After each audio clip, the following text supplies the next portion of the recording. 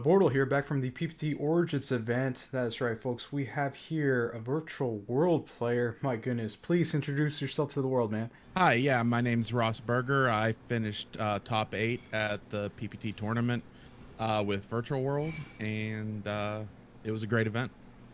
So, what made you decide to use this deck post ban list? I already felt it was pretty strong. It was my most practiced deck. Before ban list, I was trying to get into prank kids, and then once they got hit pretty severely, I was like, I should just go back to Virtual World. It got the buff with the second emergency teleport, so I figured I'd roll with it, and it served me very well. So, what deck took you on top 8, man? The top 8 was Tri Brigade. It was the only Tri Brigade I played all day. Game 3, I drew into the dreaded 3 King Long. So I was like, it has consistency issues, and that was the one time it was inconsistent. So, but other than that, it was great. Before we start the actual deck profile, would you like to do some shoutouts? Yeah, I have a couple. I just want to shout out Ben Umstadt and Paul Johnston. Paul actually made top 8 with Melfi Tri Brigade with me, and he's from NDC Comics, our local shop. And I'd like to shout out my brother Noah and his friend Luke. They got me back into the game recently, so I can credit them for that, and my fiance Krista for giving me the time to play. Oh, that's always nice. Well, without further ado, please take it with the rest of the deck profile, man. Okay, so I played Virtual World, and the monster lineup is very standard.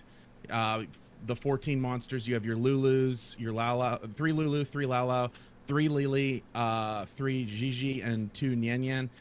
That's all you need. You don't need the Tao Tao. 2 Nian Yan's fine.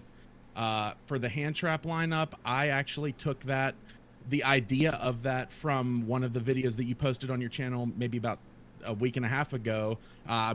Christian Greenhouse. I wanted to make sure that I had, or Great House. Sorry, I had to have his name wrote down.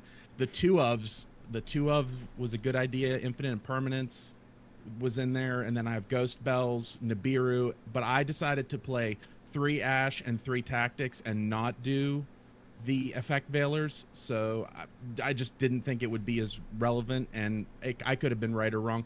The Tactics served me well.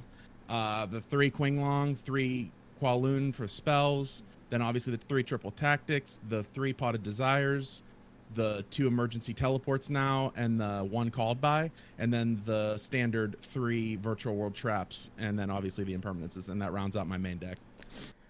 Okay, sweet. And obviously, the Megatents were legal for this event. So, what are your thoughts on Crossout Designator? Did you have some available, or did you just not want to use it? I didn't have any available, but honestly, I feel in this deck, it's not as required because of the tactics.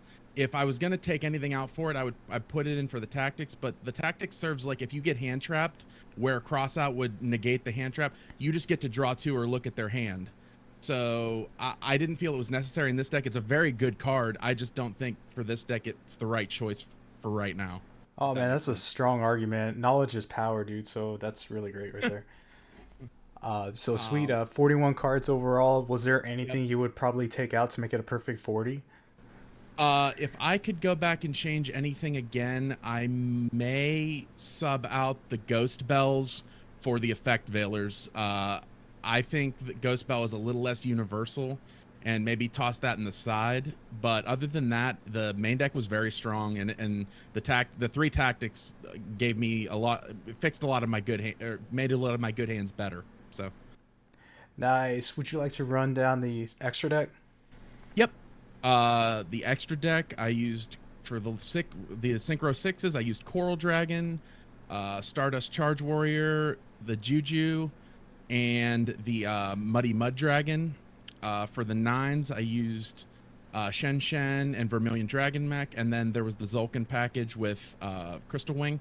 The XYZs, I used Phantom Knight's Breaksword, M7, Fan, Utopia Beyond, Gaia Thundercharger, and Zeus. And then the fusion for Muddy Mud Dragon was Caliga. For the fusion and Muddy Mud Dragon, it never really came up. I decided to use Caliga as opposed to Dragoon that a lot of people use, because Virtual World struggles with a lot of hand presence at the end of the turn, and I didn't want to be discarding a card with Dragoon, but also Caliga didn't really benefit me a whole lot today, so I don't know if I'd switch that back or not, or maybe just cut it in general. I think it's a good option to have, so I might not cut it, but it definitely wasn't as big as I thought it would be. Okay, perfect. And speaking about that 2 of ratio, man, you sure did utilize it in your side deck. Would you like to go over it? Yes, so for my side deck, I have 2 Droll and Lockbird, 2 Artifact Lancia, the 2 Phantasme, 2 evenly matched, and then your standard back row removal, 3 Twin Twister, 1 Harpies, 2 Anti-Spell Fragrance, and the Lone Pank. I kept that the same as well because I didn't want to sub out things and have them clump. Obviously, you have your standard Droll, and Lancia helps you with your Tri-Brigade and your Drytron matchup. The Phantasmes I probably would sub out, maybe put the Bells in the side and the Effect Billers in the main, and just get rid of the Phantasmes altogether. I thought they'd fix some of my hands. They didn't really help out much at all. Evenly Match was good for my Altergeist matchup that I played that day, and that's pretty much about it. The side deck was pretty solid. I'd probably keep that the same other than the Phantasmes. Nice. Well, congrats on again. After 7 rounds of Swiss, over 100 players, you were able to top 8 with this deck. That's pretty cool, man. But yeah, much appreciated. Yeah, I went 6-1 after 7 rounds. My lone loss in Swiss was to Dragon Link, and then in the top 8, I lost to the guy who ended up winning, the Tri-Brigade player. His name escapes me. I'm sorry if he's watching.